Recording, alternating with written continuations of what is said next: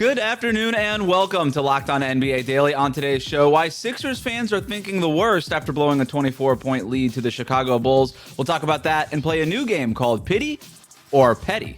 Let's jump in.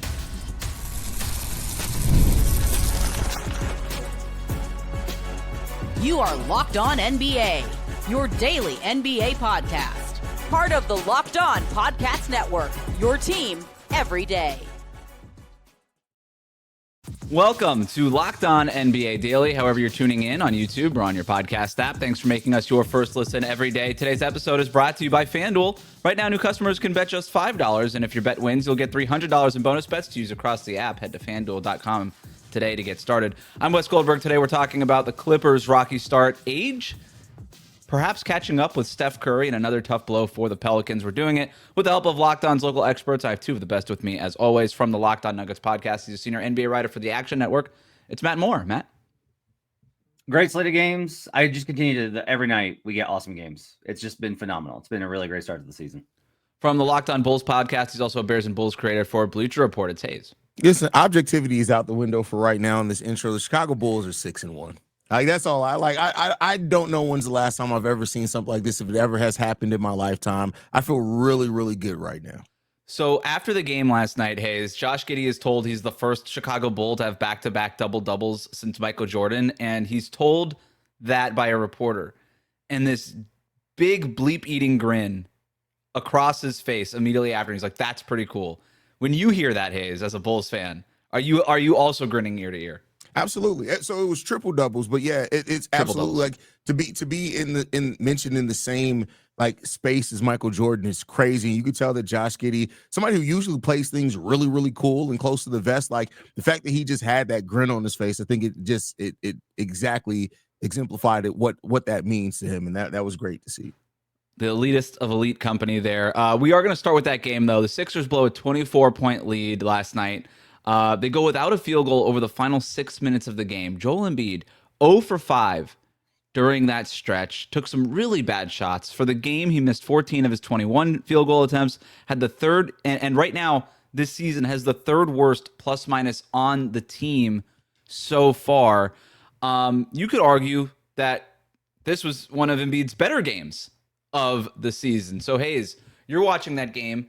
We'll talk about the Bulls part of this here in a second, but when you're watching that game and just seeing Joel Embiid struggle and take ill-advised shot after ill-advised shot, really just forcing it, are you worried that this guy is, I hate to use the word cooked, but like, where are you at with this guy?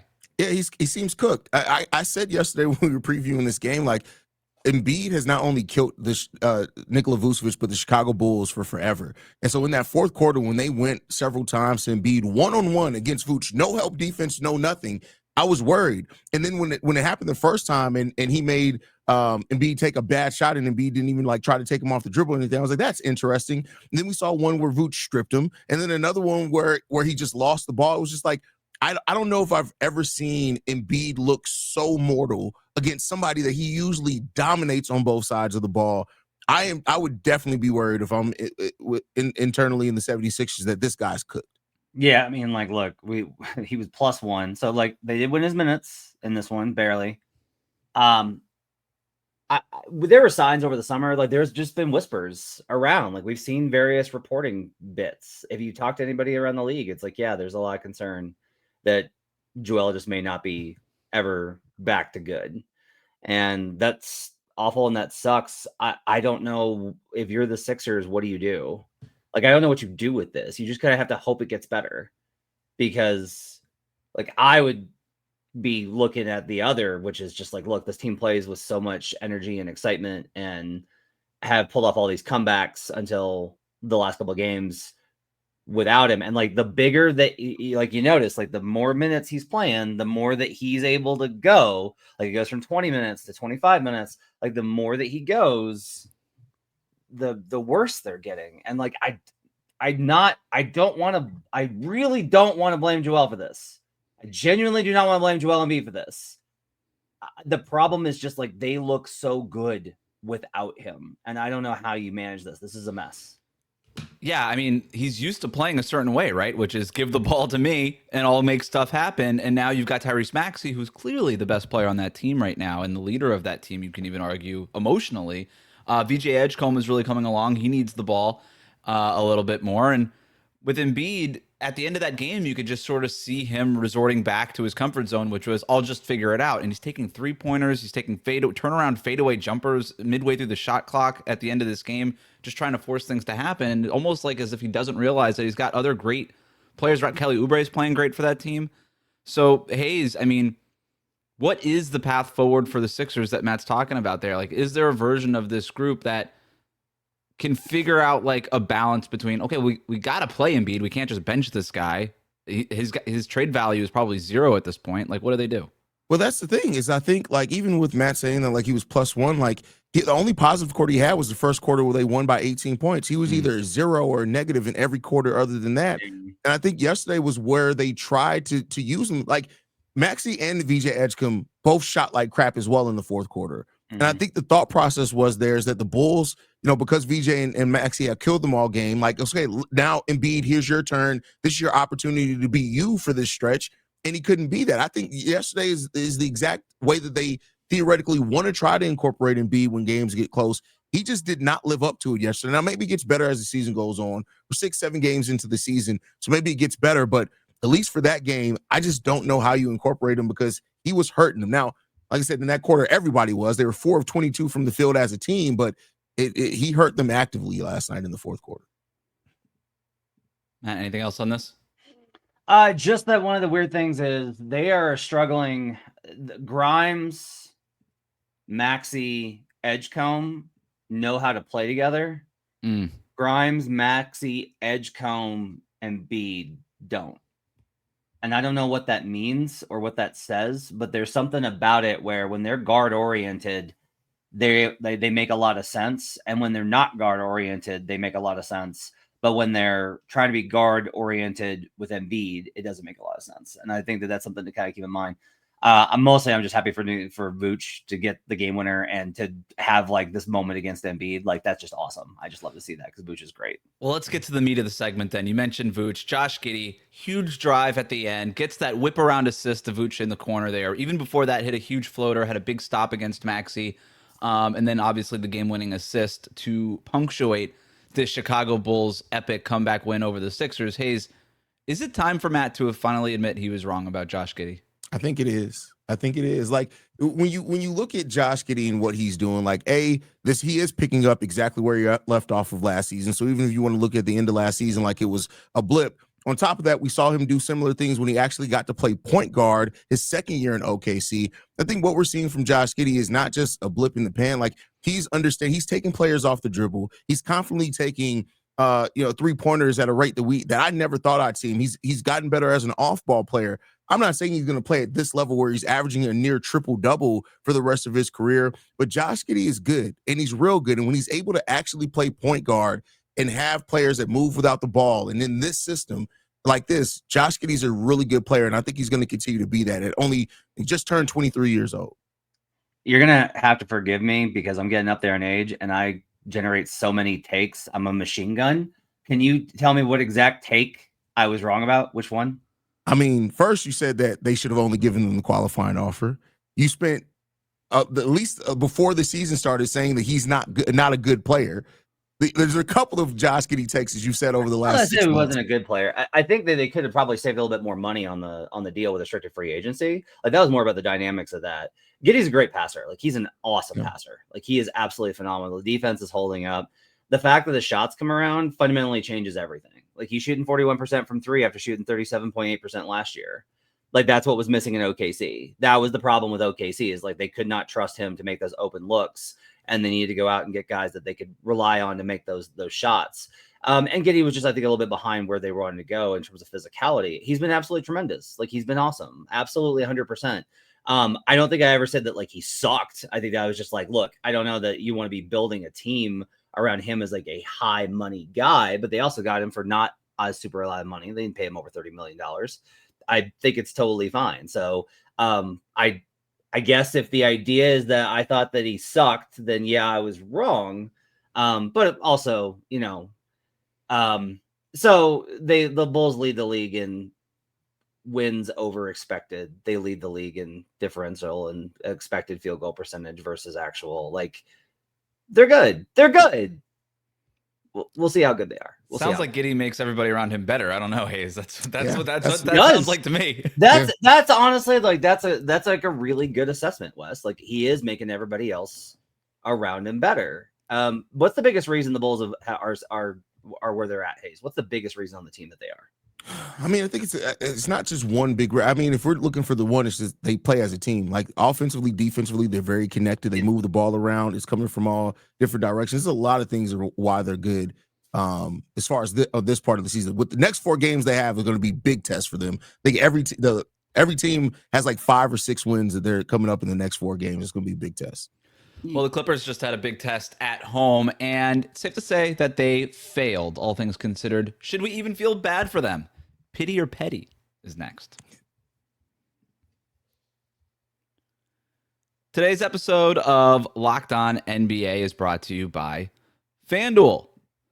The NBA is back. There's no better place to get in on the action than FanDuel, the official sports betting partner of the NBA. Even if you missed the start of the game or want to ride the hot hand, FanDuel has live bets on everything from who's going to score next to fourth quarter comebacks. Plus, you can even combine your live bets into a same-game parlay for a shot at a bigger payout. It keeps every game exciting, especially when your team is making that late push. Right now, FanDuel is giving new customers $300 in bonus bets when your first $5 bet wins. So, head to FanDuel.com today to sign up and play your game with FanDuel, the official sports betting partner of the NBA. Today's episode is also brought to you by Rougiette. Let's be real, making excuses doesn't solve anything. We've all heard them before. It's just stress, I'm tired, or it happens to everyone sometimes. But when it comes to performance, sometimes your body just needs a little extra support. That's where Rougiette comes in.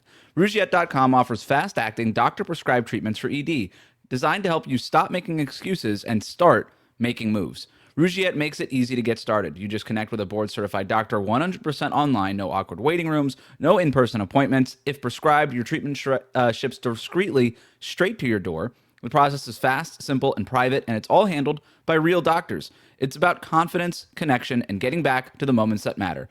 Visit Rougiette.com/LockedOnNBA to get 15% off your first order. That's Rougiette, Rougiette.com/LockedOnNBA. Don't forget to use our code LockedOnNBA so they know we sent you. Rougiette, stop making excuses and start making moves. Welcome back to Locked On NBA Daily. The best way to support the show, as always, is to hit that subscribe button on YouTube. Catch us Monday through Friday, 1 p.m. Eastern. We're going to play a new game today, boys, called Pity or Petty. We're going to hit a few headlines. I'll ask you guys if you find any joy in the misfortune that we're about to talk about. We'll start with the Clippers after losing to the Thunder last night. The Clippers lost both games of a home back-to-back. They've dropped to 3-4 now on the season. Here's more from Locked On Clippers. Last night I was very disappointed on the pod, if you listen to it. I was very disappointed on the pod. I was very disappointed at the game because I kind of penciled in that Miami game as a game we needed to win because I knew that we had the Oklahoma City Thunder next on the second out of a back-to-back. So we didn't, it was kind of like a scheduled loss. And even before the season started, when I was going through the first 10 games and I said, we need to be 7-3 or 8-2, and that will confirm to me that we can be a top 3 seed and we're very serious this season. Well, we are currently 3-4. We should be 5-2, but we're not. So I'm very disappointed in this team to start the season. Matt Dimedropper says that the Clippers should be 5-2. He might be the only one of us that believe that, considering that none of us really trusted the Clippers going into this season. Are you going with pity or petty? Petty. Who could have guessed that Kawhi Leonard would talk about playing on the back-to-backs and then not do it? Who could have guessed that we would see these kind of failures with this team routinely? Look, I've said this over and over and over again. This team does not have the leadership structure. Now, I picked them to win a ton of games because I was just like looking at it from a regular season perspective. And they're going to go on a run, whether it's in November or December or January or February or March. They will go on this run and we'll be forced to talk about them and like talk about how well they're playing. But like, don't forget that this is who they are, that they do not have the leadership structure in place for them to go in. These games, for them to have gone into Golden State with Golden State on the back-to-back and get blown out, for them to have caught Miami on a back-to-back at home and they lose that game outright and then respond by getting waxed by OKC. Like, these are all indicators of who the Clippers are. Like, this is who they are as a team. There are things that go beyond the box score and the advanced metrics and the highlights that Adam Silver likes to talk about. Kawhi Leonard's great for the highlights. He is not great for winning the games that you need to, Haize. Yeah, I mean, James Harden's great for the highlights, but who would have thought moving on from Norman Powell and replacing with Bradley Beal would have been, Bradley Beal's averaging a whopping 8 points per game so far. Chris Paul's averaging 13 minutes for them. You cut into those minutes from Chris Dunn, who was a pretty good defender for you last season. When you assemble the oldest team in the league, and I also like to think it's definitely petty. Let me answer that. It's petty, but also karma is real. And that's all I can say on that one. I have nothing but petty for this Clippers team because they don't deserve anything else other than that. Little bit of a no-show job to start the season for the Clippers. How about that? Let's go up the state to Golden State. Age might be catching up with Steph Curry, who's not going to be playing tonight against the Kings. How do we know? Well, Steve Kerr told us. He said after their last game that he was planning on giving him a break. He is officially listed on the injury report with an illness. But Age catching up with Steph, Haize, pity or petty? I mean, I'll say pity right now. I'm not going to be petty with it because I just a couple of weeks ago said that, Steph is the closest to prime Steph. If you look at him and LeBron, he's still closest to his prime self. But age does eventually catch up with people. And if he needs an old man off day, give him the old man PTO day. Give him PTO. Steph deserves, if anybody in the NBA deserves some PTO, it's Steph Curry. I will give him the pity here. I don't love it, but I'll go ahead and give him the pity here. I'm an old man, so I gotta be considerate of fellow olds here. I get that he needs that day off. I just think it's gonna be interesting. This is gonna be the battle all year. Is just like trying to keep them healthy and upright. This is such an uphill battle that I think they're gonna face because the minute these guys suffer any sort of an injury issue, it's gonna be difficult for them to be able to do it. Although I thought that they played great last night versus the Suns.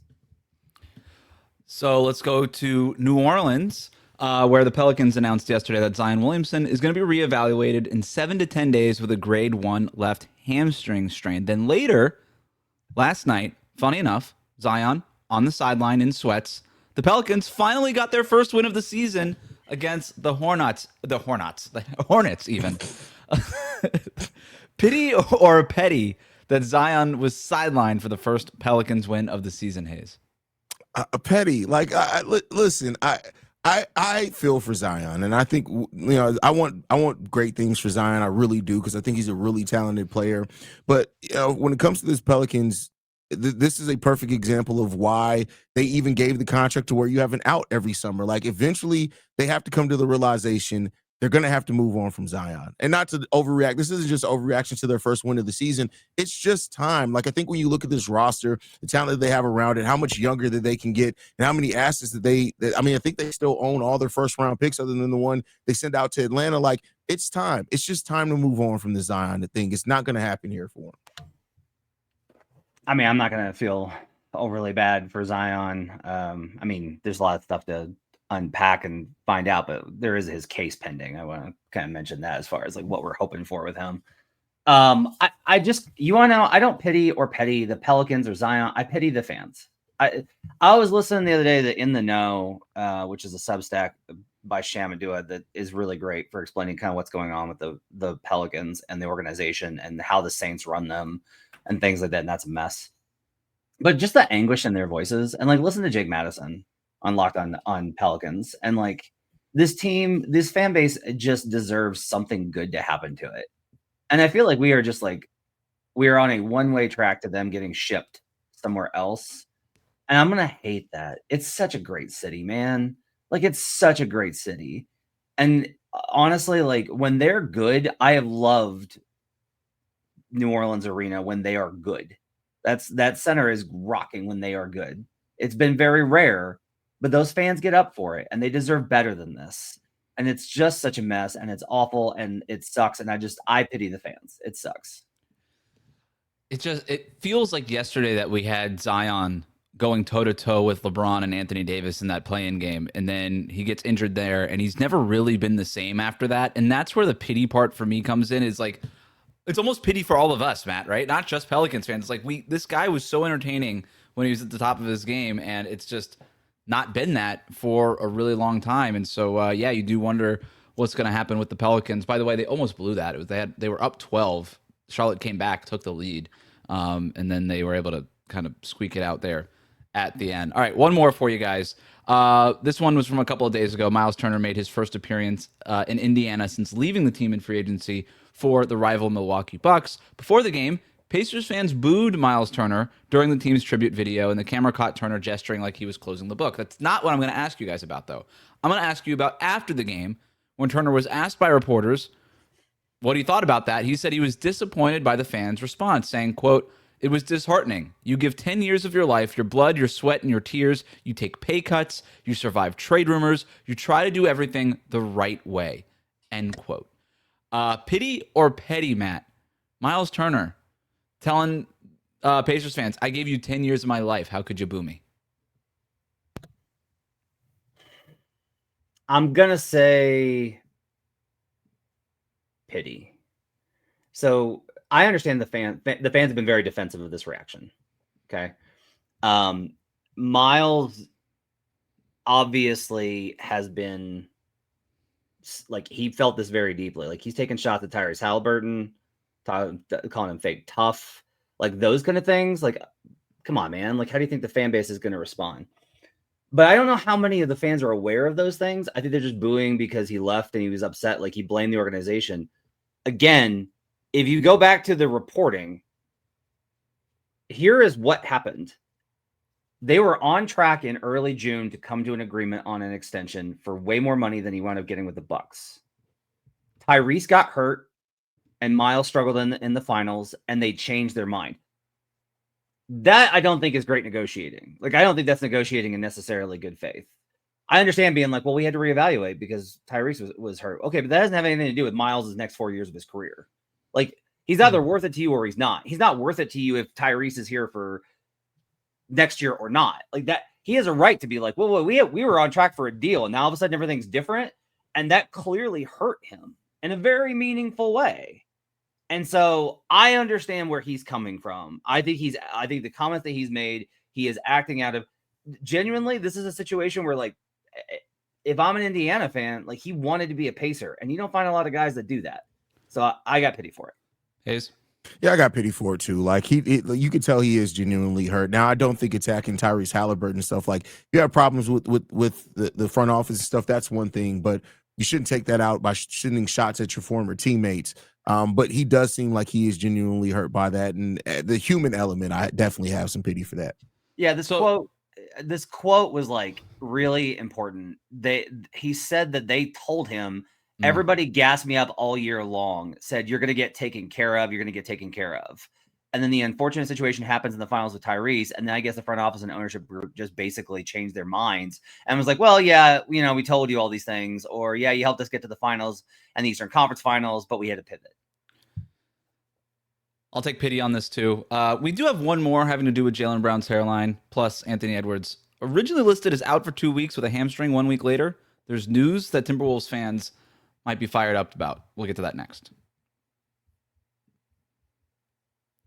Today's episode of Locked On NBA Daily is brought to you by Gusto. Let's be real. No one starts a business for the joy of calculating tax withholdings or managing payroll spreadsheets. That's where Gusto comes in, to take the stress out of payroll, benefits, and HR so you can focus on running your business and supporting your team. Gusto is the all-in-one, remote-friendly payroll and HR platform that makes managing your team simple, transparent, and fast. Whether you're hiring, onboarding, or paying employees, Gusto helps you do it all from one place without the hassle or hidden fees. Unlimited payroll runs for one monthly price, which means no surprise charges at the end of the month. Gusto's automated tools like offer letters, onboarding materials, and direct deposits save me hours every week. And knowing that you can reach certified HR experts anytime gives you real peace of mind. So try Gusto today at gusto.com/lockedonnba and get 3 months for free when you run your first payroll. That's right, 3 months for free payroll at gusto.com/lockedonnba. One more time, that's gusto.com/lockedonnba. All right, one more pity or petty, because I had to get this one in, boys. Jalen Brown was getting his hair cut on a live stream, which is a thing that people do nowadays. And he was asked about going bald. And here is what he said. Frederick, 10 years of stress. The media, the championship. Y'all caused this. Right, where's the natural remedies at? Everybody got the oil. So Jalen Brown on a live stream blaming everybody else for his baldness, Matt. Pity or petty?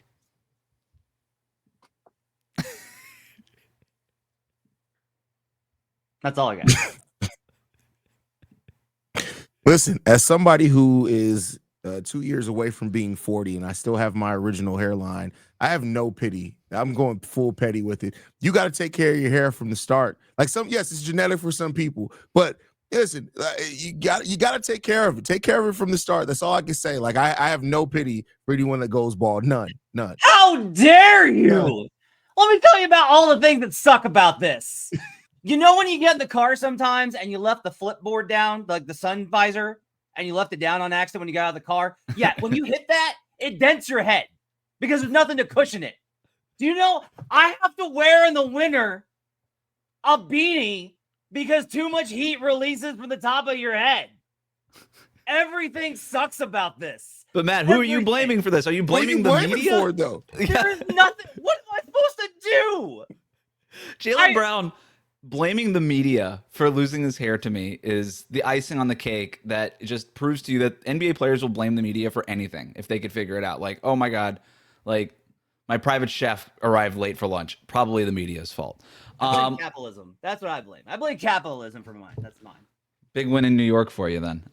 Let's go to Minnesota. The Timberwolves have upgraded Anthony Edwards to questionable for tonight's game against the Knicks. He missed the last 4 games. The Timberwolves went 2-2 in those games, but their only win against a team with a winning record this season was opening night in Portland.